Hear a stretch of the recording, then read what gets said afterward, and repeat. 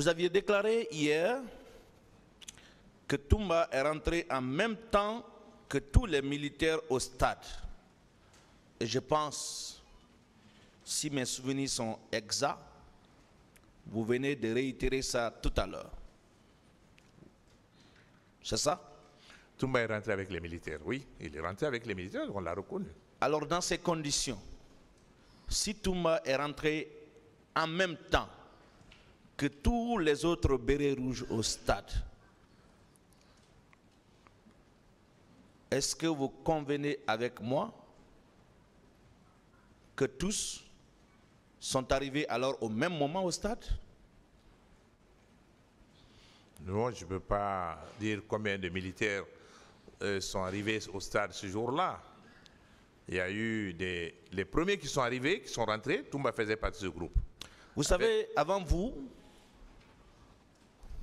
votre ancien collègue des Forces vives, le ministre Baouri, est passé ici.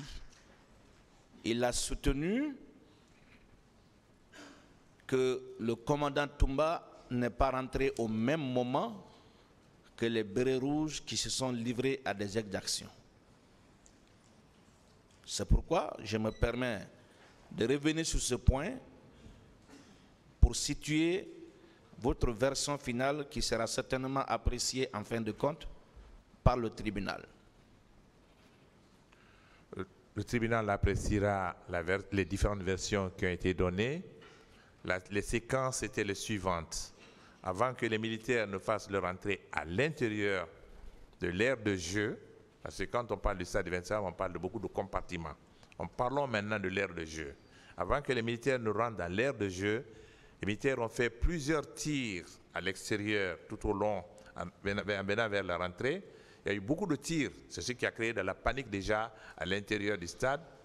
Puis des gaz lacrymogènes, une grande nuée de gaz lacrymogènes. Puis un groupe de soldats est rentré à l'intérieur du stade. Très bien. Et dans le groupe de soldats, j'ai reconnu Toumba. Après les événements du 28 septembre, vous aviez quitté la Guinée. Vous étiez à l'extérieur. Vous suiviez quand même l'actualité guinéenne sur les ondes de radio et médias internationaux, n'est-ce pas? Oui, bien sûr. Est-ce que vous n'aviez pas suivi sur les ondes de la radio RFI internationale une sortie de Toumba dans laquelle il a relaté ce qu'il a vu, ce qu'il a fait au stade du 28 septembre 2009?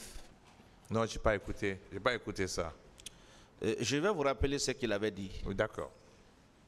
Il avait dit sur les ondes de la radio France Internationale, et c'est consigné au dossier de la procédure, les audios existent. Il a déclaré avoir été au stade sur instruction du capitaine Moussa Dadis Camara. Vous n'avez pas appris ça? Je n'ai pas écouté l'interview. Je laisse... non, oui, allez-y. je ne demande pas votre appréciation. Oui, allez-y. Je sais que vous fuyez intelligemment cette question. Je n'ai pas écouté. Voilà. Vous n'avez pas écouté? Non. Est-ce que vous aviez suivi le passage de Toumba à la barre de ce tribunal quand il disait avoir été au stade à la recherche du capitaine Moussa Dadis Camara? Oui, ça j'ai suivi.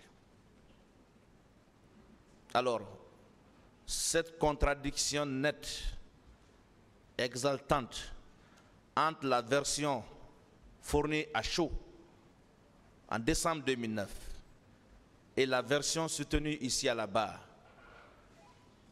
est-ce que cette contradiction entre ces deux versions vous amène toujours à croire que Toumba était effectivement cette personne qui était venue vous sauver? Moi, je n'ai pas dit que Toumba est venu pour nous sauver. Je n'ai jamais dit ça devant ce tribunal. Ah bon? Je dis il nous a sauvés. Je n'ai pas dit qu'il est venu pour nous sauver. Il nous a sauvés. Et ça, c'est constant. Et ce n'est pas moi seul qui le dis. Maître, en ce qui concerne Toumba, moi, j'ai pensé pendant très longtemps, tout le temps, et si je vois Toumba rentrer au stade, je vois Dadis derrière. Je l'ai pensé.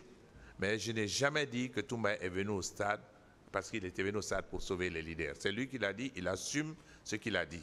Ce que je dis, c'est que nous, il nous a sauvé la vie en nous sortant de l'intérieur du stade.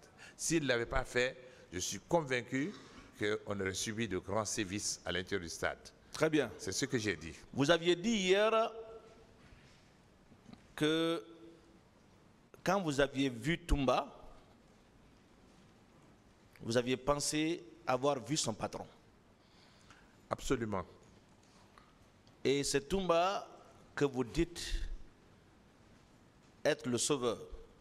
En tout cas, la personne qui vous a sauvé.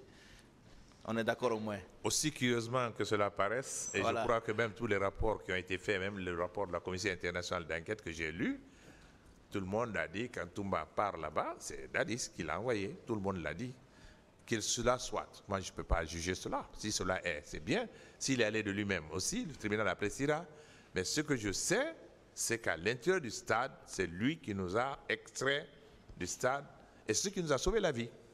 Vous savez, avant vous, quand le capitaine Moussa Dadis était là-bas de ce tribunal, plusieurs questions venant du ministère public, de la partie civile, lui ont été posées par rapport à l'arrestation de Toumba.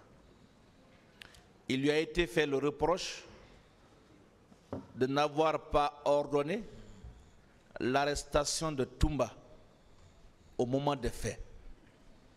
Et vous, vous déclarez ici que Toumba vous a sauvé dans ces conditions.